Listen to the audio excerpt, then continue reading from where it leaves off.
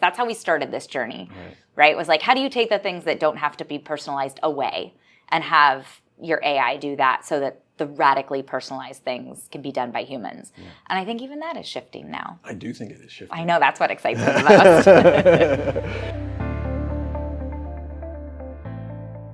Welcome to Radically Personal. So excited to have as our guest today, Lauren Inman-Semerau, who I have had the pleasure of getting to know over the past 4 or 5 years and is just one of the best minds in customer experience. I am so excited to have our conversation today.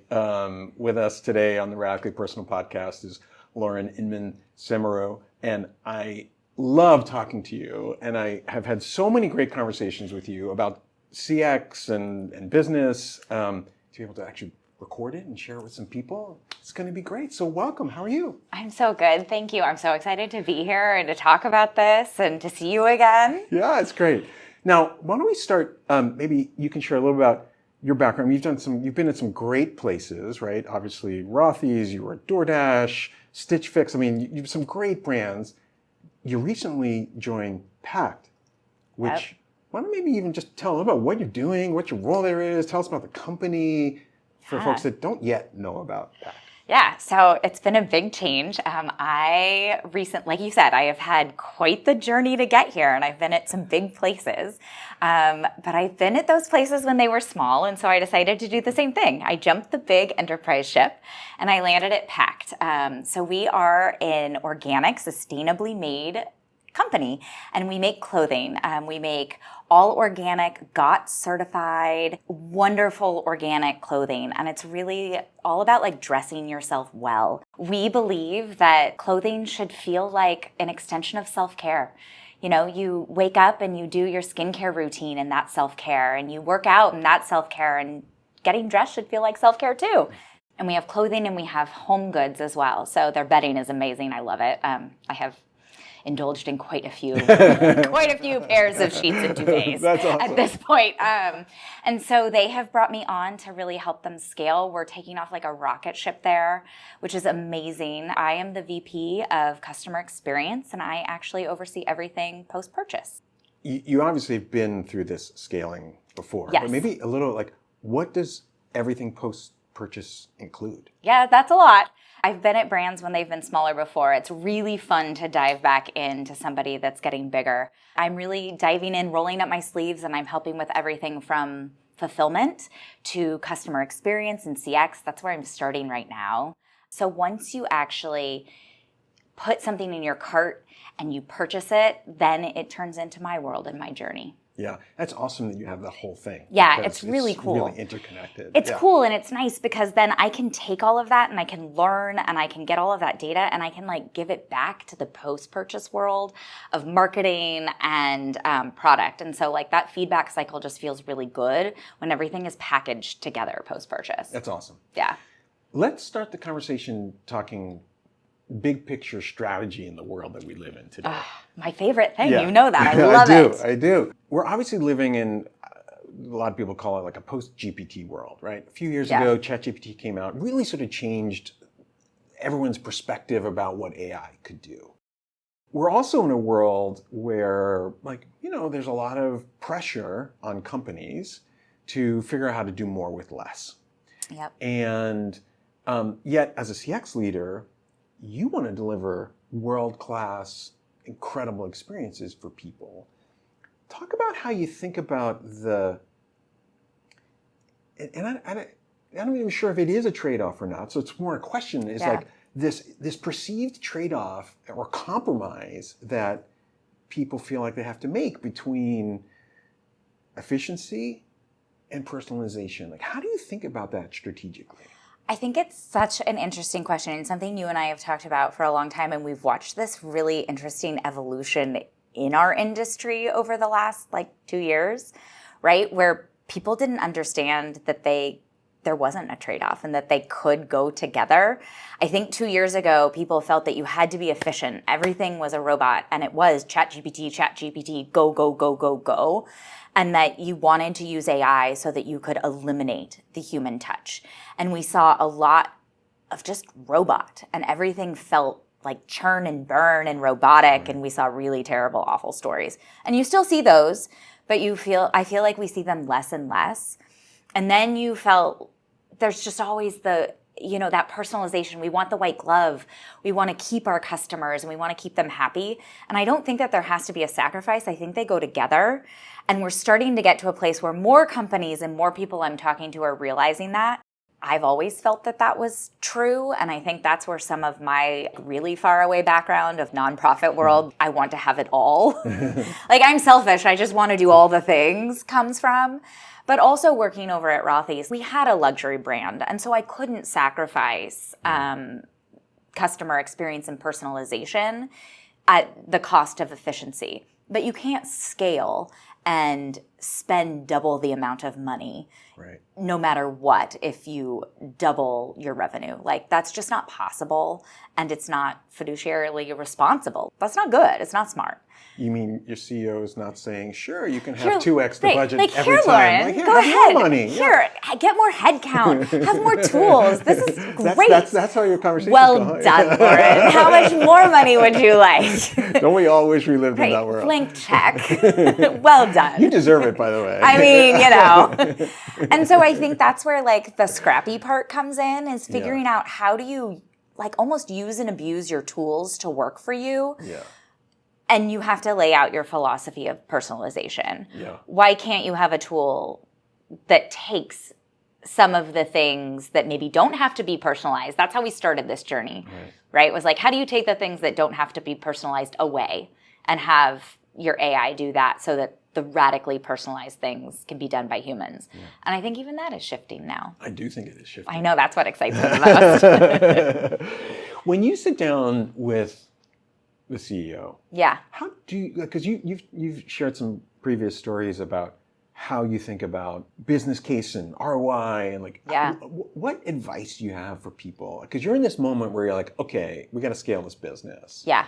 How do you manage that conversation in the context of refusing to compromise between efficiency and personalization? Yeah, and I think what's also interesting is that conversation has changed from even a year ago with CEOs. In what way? I think a year ago there was still trying to get CEO buy-in, and I'm hearing, in my case, I do feel very lucky at Pact. We are very AI friendly, which was part of why I was very excited to join this team. Yeah. But I'm talking to a lot of peers where now, for the first time, their executive C-suite is coming to them going, hey, what's this AI thing? Like, we're finally ready to talk about it. Yeah. Which is great, except that they're not yet educated. And so I'm starting to see a shift in the conversation where there's a lot of sparkle and flash around AI. And instead of trying to get the buy-in, you almost have to teach them how to filter out the things that aren't relevant, right? So you need the buy-in. And to your point, like, you have to still prove the ROI because there's so much in the industry. Yeah. Like, AI can do everything. And one AI might do one tiny piece that promised the world, and it doesn't do it.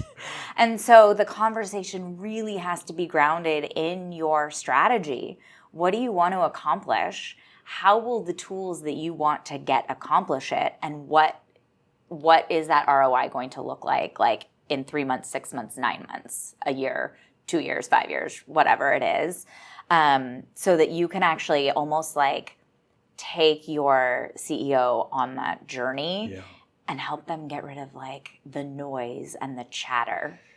You know, I think your commentary about how it has changed is totally true. I mean, 2 years ago, I remember having conversations with people and they're like, oh, I don't know if I want to put AI in front of customers. And now, like, to your point, senior leaders are like, hey, let's just do everything with AI. And you're actually seeing the shift of like, okay, let's actually be balanced about how we're going to do this and be very thoughtful about how best to take advantage of what AI can do, like getting the benefit there. And it's actually, and again, how do you get the best of both worlds? Like, how do you get that efficiency that it can provide and at the same time make sure you're delivering a great experience? And I think that's the key thing that people are trying to navigate. And like, are 10 AI tools greater than one that does more things? Probably not, because then you're integrating and managing 10 things where maybe one is better and it might not do every single thing that you want, but if it can get 90% of the way there, like you still have those humans. Yeah. Right? Like that's kind of the point. Right. And so I think that's the conversation that we need to start having. Yeah. I do think, obviously, we're very bullish about AI. And we also know that AI and people working together is incredibly powerful. Yeah. Really, really powerful. Now, this is the second time we've had the wonderful privilege of partnering with you. And so we're in the process of going live now again. And when this comes out, probably be live. We better be live when this comes out. No pressure, team. What was, maybe you can just share, like, what were some of your experiences in working with Gladly in terms of, and some lessons learned from because you were very early, I will say. I mean, you were like, let's go. And I think that's one of the things I love about you. And you also use this expression of gritty innovation, I think is the way you describe it, which is like sometimes your scarcity forces you to figure out how to innovate, and using that sort of grit of figuring stuff out. You've just always been an early adopter and willing to try stuff, which I think is awesome. But what were some of those early lessons in the AI journey? Yeah, so I think like it's funny because I did text the Gladly team pretty early after I started at Pact and was like, I'm looking at all of my tools and doing my due diligence, but how quickly can we get a demo? That's great. And then I think I was your fastest client from demo to sign. I would like a plaque for that, I think. Absolutely, I can work on Let's get that done. But I think that one of the things that's really interesting, and somebody called me a boomerang customer, which makes me laugh every time I just come back to you. In a positive way. Right, I love it. I love it. That's great. Yeah. One of the things that's really great, and because I was at Rothy's was a very early Gladly customer. Oh, nice. I didn't build it. So I was at Rothy's for a very long time, but I actually did not build that. You did not do the I didn't. deployment. And so what's really interesting for me now is I get to see what did not work for me. Yeah. Gladly is a workhorse, and Gladly was a workhorse. And that, to your point about being like a gritty innovator, I believe that I need to make my tools and systems work for me as much as possible, because I do run a pretty tight and lean team no matter where I am. I think that is financially responsible, right? Like you run lean and you do a good job with a very lean team. No matter where you are. That's just my philosophy. You do as good of a job as you can with as little of resources as possible. And that's been my philosophy everywhere I've worked. And so I have this really cool privilege now of building things the way that I would like them to be built, because I saw the holes that were there in my workhorse tool, right? Like I was very scrappy and did very weird things, and my account manager, he told me a great story one time. Oh boy. Where it was actually like the nicest compliment. Okay. He told me that on like the first or second time that he met me, I had some crazy idea about trying something at Gladly, and he went, this is either brilliant or she's going to end up getting herself fired. And it worked. And he was like, that was brilliant. And then other customers started to do it too. I don't remember what it was. But I just think about things a little differently. And so now that I'm back with Gladly, I'm doing those things and building it very mindfully and organized, so that I can use Gladly as my workhorse even more. Yeah, and you talk a lot about, hey, what are the things to start with? Yeah. And like, what was some of those experiences of like, hey, we started here, this was great, and this is how you evolved. Yeah. And how you think about that now of like, where do you want to get started? Like, what would the advice be for people who are just starting that journey? Yeah, I think about the things that you know are going to work from past experiences. So I actually was thinking about this earlier, and I'm going to get like kind of metaphorical and zoom out here for a minute, very meta. But I was thinking about this almost as like layers, right? Like when I look at what I had and built before, I found holes. So if you're thinking of something and you're trying to build an enterprise level, or even just grow a little bit as a company, and you're building your tools and you're getting started, and whether you're building a tool or a process and you're kicking something off, you're setting up your AI, whatever it is, think about what you want that to look like later, and then build for those holes and those problems that you've seen in the past. Yeah. So I've come from big places like Stitch Fix and DoorDash and Rothy's, and I know the operational problems that I've seen. And so I'm solving those problems now, but before they happen. Yeah. And so I think whether you've been at a big place or not, solve for problems that you can anticipate. Yeah. That's not only just operationally smart, but also it's creative. And so I think it like gives you something interesting to do when you're doing the hard work. Yeah.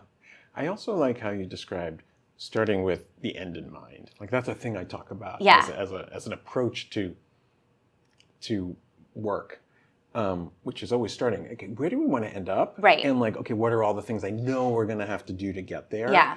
And thinking very, very smartly about like filling all those holes to right. get there. I think a lot of people think like, okay, what's just this next thing? And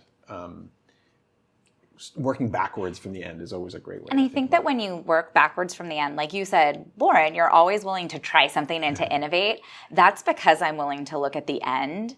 And so it's not that I'm like this crazy person who's just willing to jump off the deep end, like, and you're a little crazy. I'm a little crazy. Which we love. Like I'm willing to try all the things, but I do it from like, okay, here's my strategy. Right. This is what I want to do. And then I do it from a really data-driven place so that I know I want to end up at this place where my team, for example, is revenue driving, right? Like they're rev gen. I want to absorb growth. I want my AI to be deflecting a certain amount of contacts. I have these goals. And so I'm willing to try things along the way. And then I have the data that's telling me if it's working. And if it's not working, I can pull out. Right. Like you have a back out plan. Right. But because I know what I want to end up at, I'm willing to be like, yeah, let's try it. Yeah, I think that's that skill and that confidence and comfort of, Amazon talks about this, one-way door and two-way door thing of like, hey, you can try this. Like I tell people all the time, like, hey, try it. You can like try it for an hour and see what happens. You can turn it off. Exactly, you're right. It's like this is not a forever. There's very few forever decisions. Right. And so having that learning mindset, I think, is so important today in the world of AI. Because, we see the folks that actually get great results are those that are constantly trying new things, right? Because it is an iterative approach as well, right?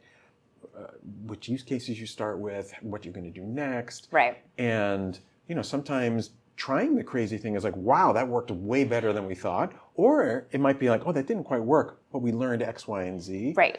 I just think that that iterate trying things is so important because, AI in many ways is like having a, human support agent that you're teaching it new things all the time. And you're like, okay, try to do this and try to do that. And, oh, that didn't work. Oh, here, let me give you some more help and coaching and guidance on how to do the next thing. 100%. Or even like you have your human agents that you're coaching and you're training, right? And then you have another one is processes. So we at Pact have not ever had written processes. Believe it or not. And so You're in scale-up mode. I am in scale-up mode. And so I'm writing processes. And I actually have set calendar alerts on certain processes where I'm not so sure if I have made the right decision on them. Where I'm like, okay, and once we launch Gladly and I can actually tag these and I can track these, like 30, 60, 90 days, did I make the right choice on these processes or do I need to tighten them or loosen them? Yeah. Right? And so I think it's the same thing. Like everything can shift and change. We just have to try it. Yeah. Yeah. Let's talk a little bit about how you measure success. Thinking about loyalty, you talked about rev gen, especially in an AI world. Like, how do you think about that? What is the data that you look for? Yeah. What are the metrics that matter?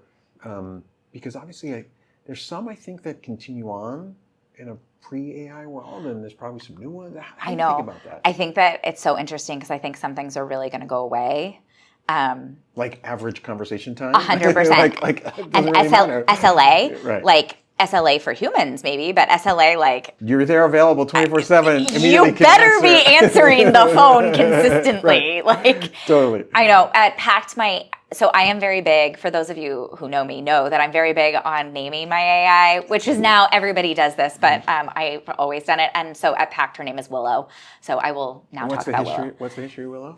So Willow is your partner in wellness. Yeah, and no, but is there some company history? No. Just our. It's a great name. I love her, and our amazing brand president, who has recently come over from Crocs. She named her, and Nice. I loved it. Yeah, it's great. I was like, I love that. It just fits your partner in wellness. Mm-hmm. Like, I don't know.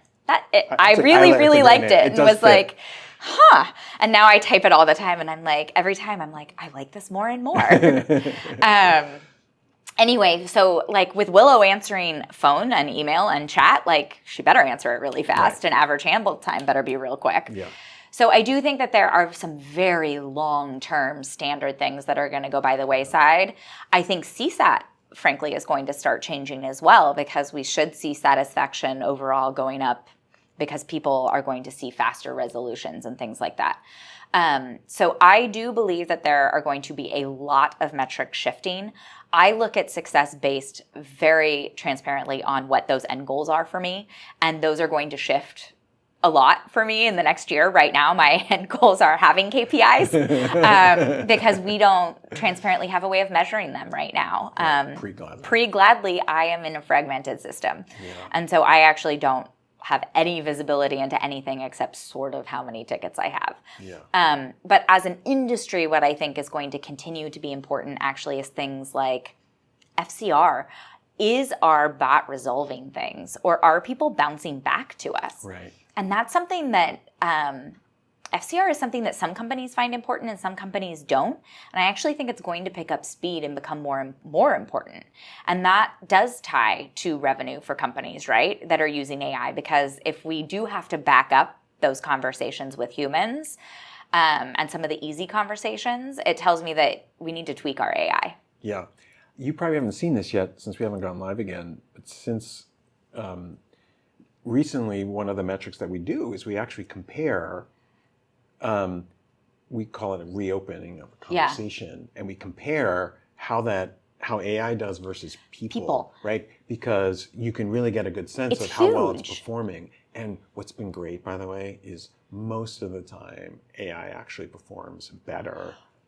Which is great. Because it doesn't get impatient. Right. It's not like, right. It doesn't get impatient. And then that tells you that there's a coaching issue. And so I think that like that data is so interesting, because you either are coaching your AI or you're coaching your human. Right. And there's this like interesting balance. I do think that as we continue, we're going to need to start looking at rev gen, and that for the CX industry is going to become huge and key.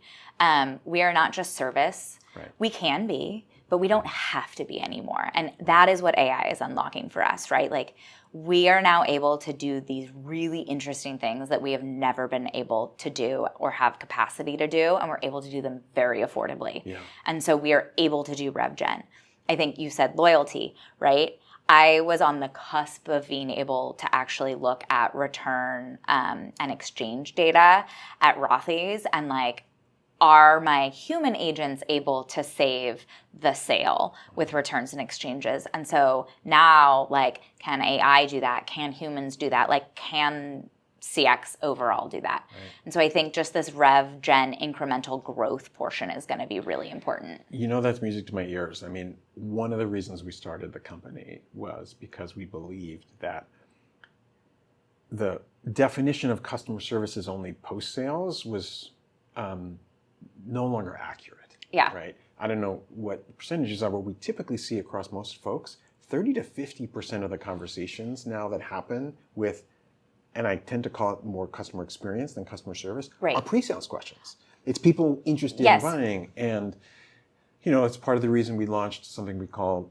Gladly Sales, which actually leverages AI to help having these conversations. I'm turning it on. Which I'm so excited about. And it works really, really well. Like, you know, the ability to ask questions of like, you have like two different style t-shirts, for example. Right. Like, okay, tell me about the Lux versus the non-Lux. Like, what's the difference? And how can I, those are things that AI can actually do really, really well.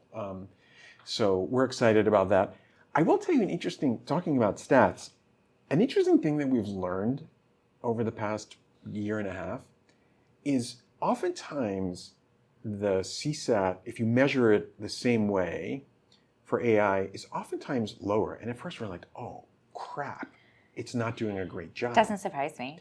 And part of the reason we've learned is because it actually sticks to your rules, if you will. It's like totally. It's like, hey, sorry, it's 30 days. But so like at Rothy's, I set that up on purpose because then what was actually nice is so for example, the final sale rule, we set it up. I remember this. And I will do this on purpose here as well. We set it up so that AI Willow will do the same thing. Willow will say, I'm so sorry. That's a final sale item.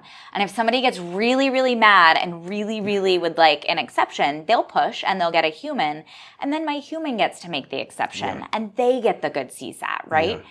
And that's okay with me because that's like great human touch. And that does touch on the loyalty element, right? Like, so I'm actually okay with that. Yeah, of course, yeah. But it is interesting to understand. And I think that that's where like the stats on paper, you have to understand the data. Right. And so I like this idea of the FCR where you're looking at the two compared and you just have to understand that it's not linear, right? And that data isn't apples to apples every time, and you have to understand the inputs into your data. Yeah, because different conversations, different... Right. And everybody sets things up differently, right? What I also really appreciate about AI in general is that I will set it up differently. The exact same tool, I am on Gladly, and I am setting up differently than I have set it up before. Yeah. I think a funny example of this is I was very adamant before that I would not use AI for sizing questions. I remember. And I am absolutely using it for sizing questions now. It works great. It's a different business. Right. Yeah. Absolutely. Yeah. Yeah. Obviously, AI in the world of CX is going to take on work that people have been doing. How do you have the conversation with your team about rolling out AI for CX and getting people comfortable with, look, it is the future, and how, their role in the future? How do you manage through that? Yeah, this one is really interesting and has been a journey for me because at Rothy's had a team that had been with me for a very long time. Yeah. And so I had years of bank trust and also years of doing wild, crazy things and jumping off of very high diving boards, when it working or not working, but doing it together. Yeah. And so when we were doing AI, it was like another journey that we did together. And so I could approach it very logically with them. And I think everybody could see the logic behind like, it's not replacing jobs, we're shifting what people are doing. Mm. And so the vision was there and everybody was willing to jump on board the vision. Yeah. Very different with a new team where I'm walking in and there's no trust because nobody knows me. And on day one, I'm like, whoa, so we need a system and we're going to start AI with that system. And then they are very quickly Googling me and seeing me. And that I'm like the AI lady. Listening to your podcast. I mean, like really, day one, they were like, you love AI. And I was like, well, I do. And like, here's why. And so it has been a very different conversation and journey. And I think transparently, there's still some hesitation on the team. Yeah. But we've been talking about it a lot.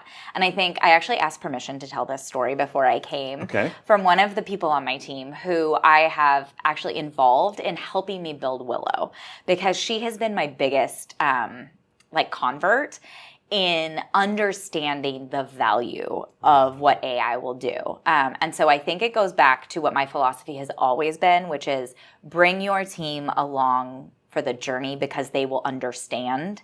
Right. And they will understand that their roles are not going to be eliminated and or that roles will just change and shift. So like frontline agents, their roles will become easier pretty quickly and right away if AI is done right. And for leaders, like their roles might shift and change. But this gal was great because I was like, I can't build Gladly completely by myself because I have other parts of my job to do as well. So I need to teach you like real quick some of the things that you're gonna do. And then I need you to test her. And so I need you to just go in and put real life conversations in here and tell me what she's not doing right. Like, here's the basics. And she starts putting them in and she's like, wow, 90% of this is like really good. And the things that she's not doing, I think I know how we can fix it. And so pretty quickly, within like a day of testing, she was like, oh, like this is going to make the easy stuff go away so we can spend more time with the customers that need real help. And that was like, yes, that is exactly what this is for. And I'm not trying to take away power from anyone. Yeah. And so that unlock is, I think, key. And having people help you by being transparent is like, that's the unlock. Transparency, I think, is absolutely key. It's just what you have to do. Right.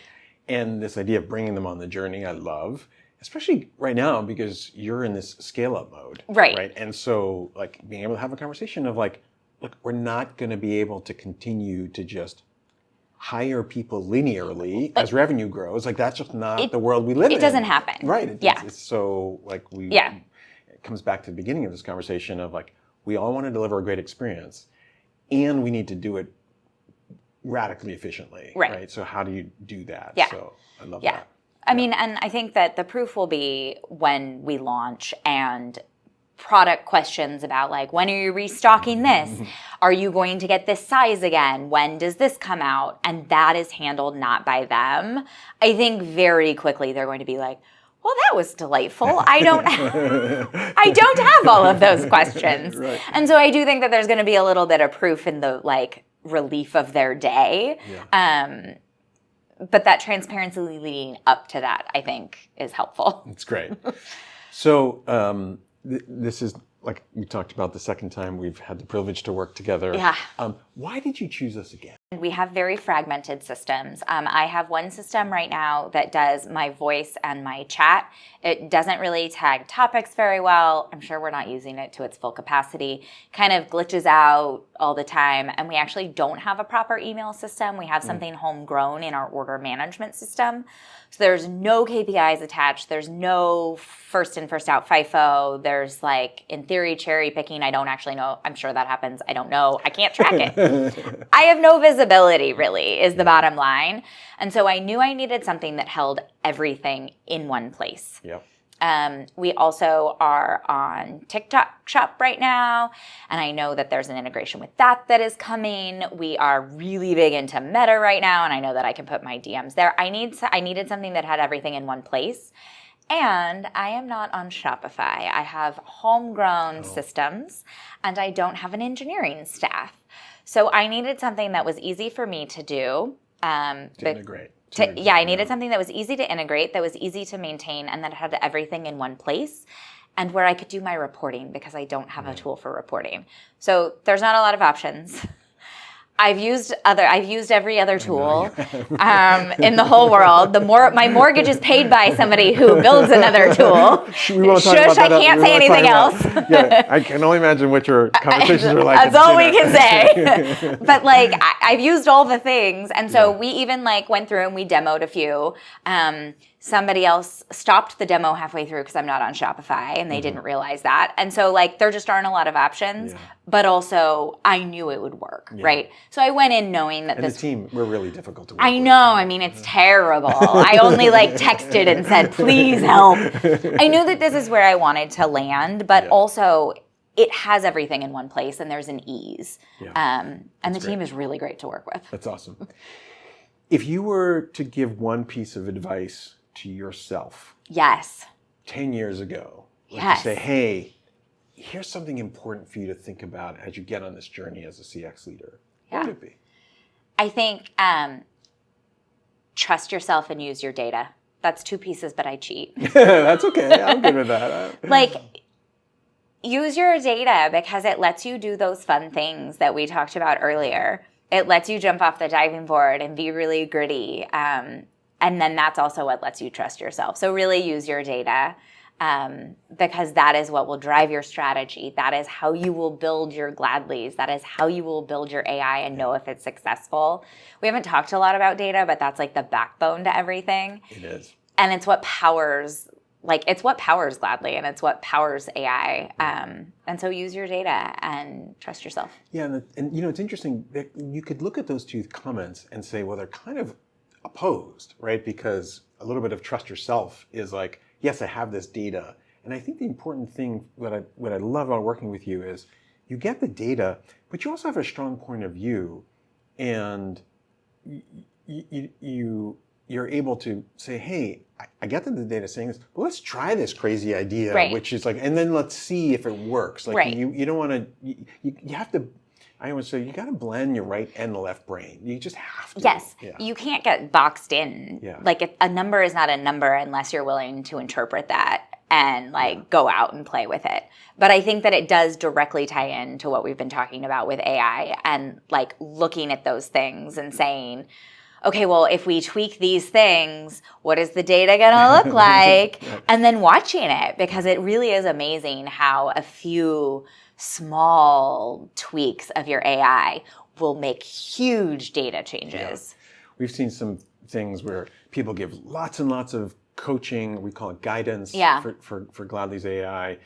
And we find that sometimes if you give it too much, it actually performs worse. It's like weird. Yeah. It's just like, okay, I realize I'm a little schizophrenic here in terms of all the things you're telling me to do. It's like, I can't figure it out. Right. Where sometimes when you're like, trust yourself, Right. like just go do the thing. Yeah. Which is the same. Yeah. Right? That's Like great. I tell Willow, go do the thing. And Willow does it. Willow does the thing. I love it. The name of the podcast is Radically Personal. Yes. So one of the questions I ask everybody is, tell me something radically personal about you Yes. that, maybe sort of led to your career choices or just something funny. I mean, people have said all kinds of crazy. One person announced that they were having a kid on the podcast. I will not be announcing that I'm having a kid. Another person talked about the first rock concert they went to because it was kind of a funny thing. Anyway, so yeah, what's something radically personal about you? I love it. So I was actually a nanny not long out of college, and I was a nanny in Malibu. I actually have been the mysterious blonde in a couple of tabloids before. What? Yes. Wait a second. Hold on a second. It was like like you probably can't Google me because I'm old. You're not old. I mean, I'm older than people probably think I am Googleable as mysterious blonde. But I was hysterical. right. So I was a Malibu nanny.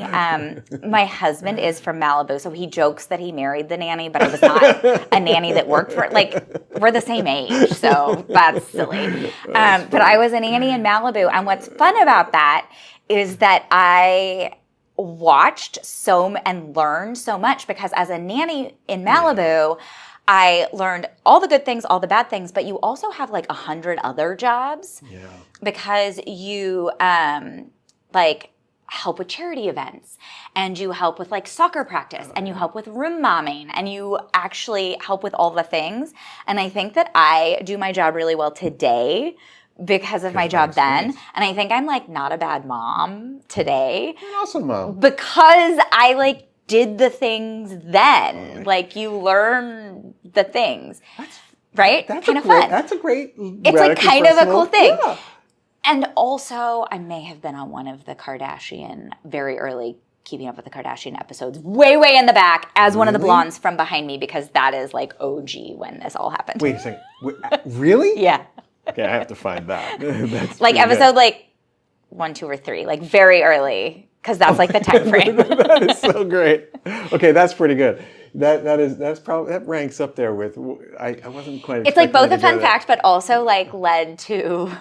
Danny from Breeze, yes, his story was, he starts the story, you can listen to it, of like, he's like, yeah, one of my big career moments was when I got beat up in high school, which led me to be a great CX leader. And I was like, Danny! I was like, what? And he was because he wasn't being empathetic to somebody. Oh, and then but he was Danny's picking so on, nice. I know, he's like, that changed his life. And so these kinds of stories are great. That's a great story. Yeah. Well, and I love talking with Danny because we always have very different approaches, but we use the same tools. And I also always know what Danny's wearing, and so I always try to compliment what I'm wearing to make sure that I'm a good color next to Danny when Danny and I are on a panel together. So there's just a fun fact. That's great. Well, I always love talking with you. Amazing. It's always great. It's always wonderful. Thank you for sharing some nuggets of wisdom with everybody. Thanks for the incredible partnership, and excited to continue on the journey together. I'm so excited. Thank you for having me. Yeah, you're the best. It was amazing. All right, thank you. Thanks.